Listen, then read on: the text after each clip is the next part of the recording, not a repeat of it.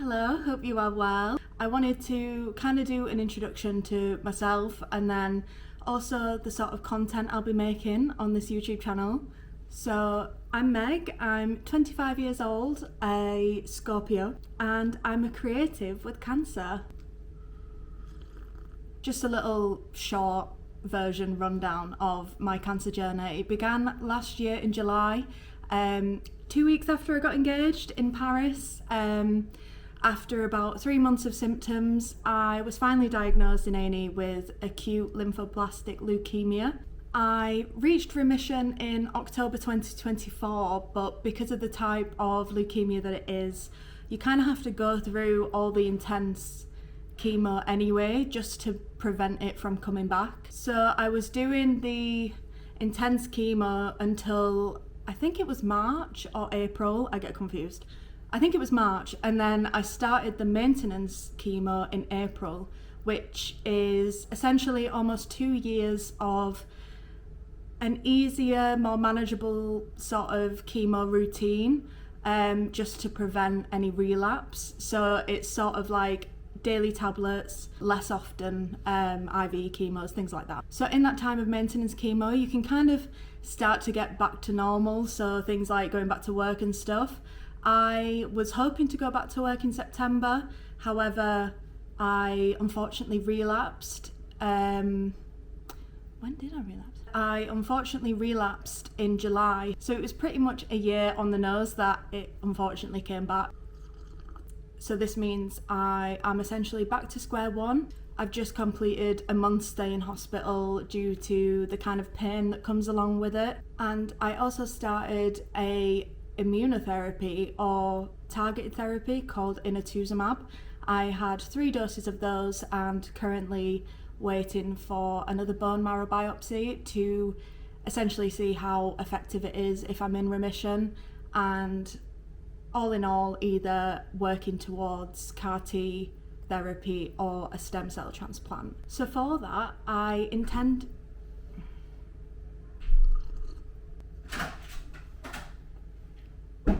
Hello. Hiya. Special delivery. So for that I intend to bring you along with me if you're interested in seeing how kind of cancer treatment works. I decided really to make this channel because, for one, I want to share these experiences. I think as a young person being diagnosed with cancer, it's obviously very intimidating, and every sort of cancer is different for everyone, every treatment is different, so it's not like you'd be watching the content and thinking, if you are diagnosed with cancer, oh, this is what's to come, because it's different for everyone.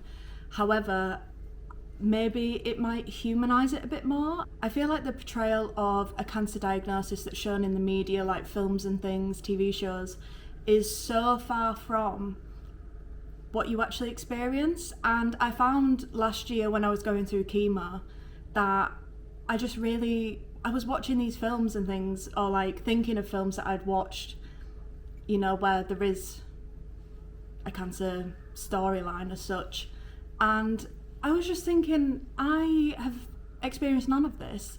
And yeah, I just thought maybe hopefully this content can be a comfort to some people. I just wanted to humanise it a bit more, especially for my age group. I absolutely love long form content. Like, there's not a day where YouTube isn't on in the background of me, I don't know, crocheting, doing something.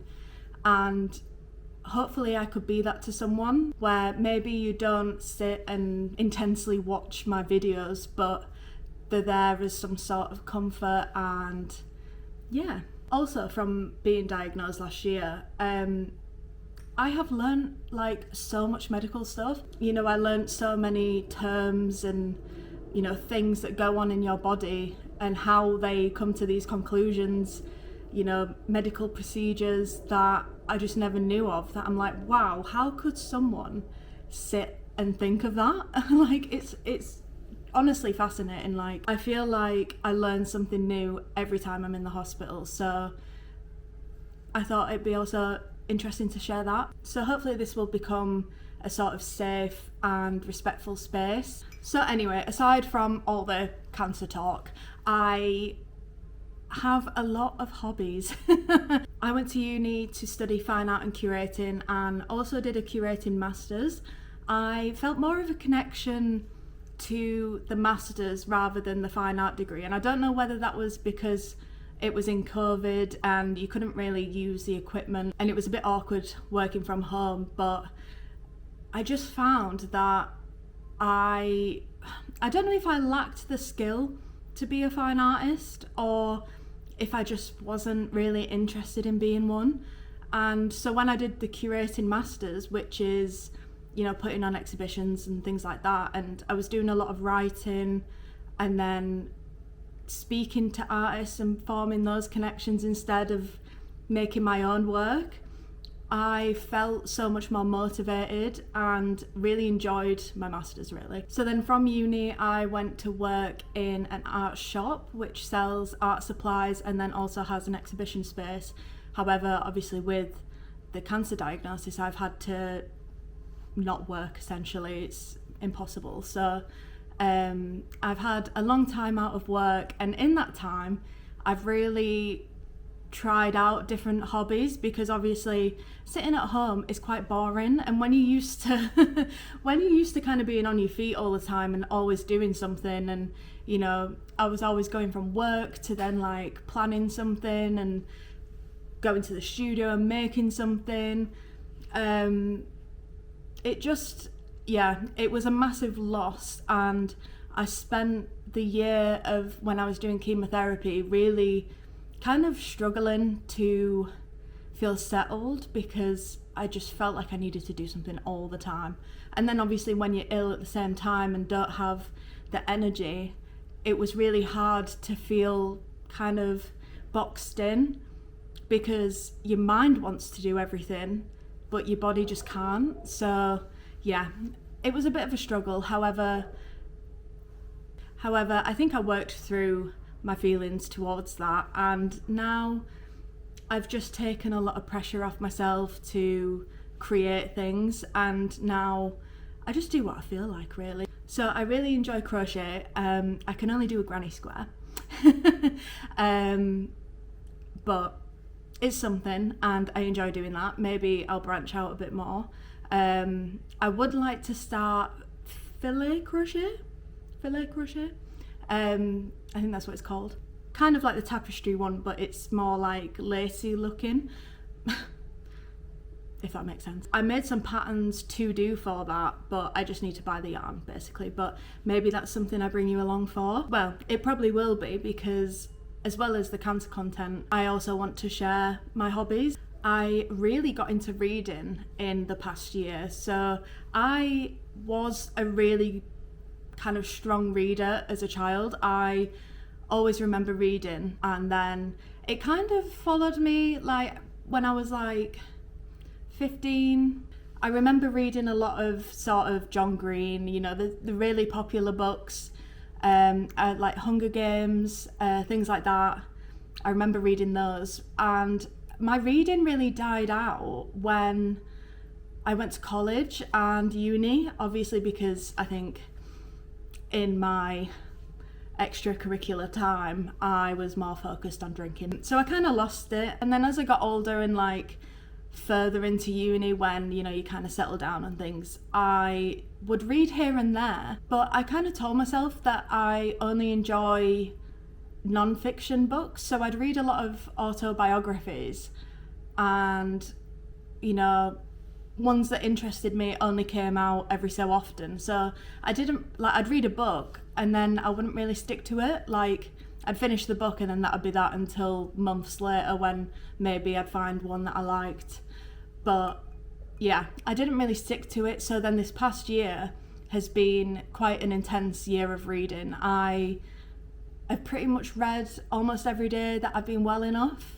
I still don't know what genres of books that I really like. I'm kind of still in the phase of reading everything to kind of test it out. Yeah, I set a reading goal of 15 books this year because I was like, I don't want to be too ambitious with, you know, being poorly and things. And I hit that goal last month, which was really great. So hopefully I can read another 15 for the rest of the year. But yeah, books have been a good way to keep busy and kind of distracted from everything that's going on, so I have started to pick it back up. I do think that to be able to sit and read a book, you do really have to kind of train your brain into being able to do it, especially if you like reading in public and there's sounds distracting you. It is actually quite hard to focus on what you're reading and imagine it at the same time as everything moving around you. So yeah, I feel like I've got to the point now where I can get fully invested in a book. So reading's coming a lot easier to me. I will probably do some book reviews and things like that because I do enjoy talking about the books that I've read, especially if I don't like them. If I've been in a bit of a slump, like there was a period recently where I read 3 books back to back and they were all terrible. You know, when you're so like amped up about opinions and want to like discuss it. So yeah, I will probably do some book reviews on here. I also really enjoy baking. I am in no way good, I would say. Or at least they sometimes don't look good, but they taste good. I feel like that's the most important thing. I enjoyed sharing baking content on TikTok, so I will probably do that here as well. Other than that, literally any other random craft bits. If there's anything that you would like to see, let me know. If you would like, I can go further into my sort of cancer journey and experience if that's something you're interested in. Obviously I have a lot to talk about there. All in all, this channel will probably be some live content with obviously the cancer journey and fun bits. But yeah, I think that's everything, and I hope I introduced myself well and this channel well. Yeah, if there's anything you want to see, let me know. But it was nice to sit and chat. Until next time.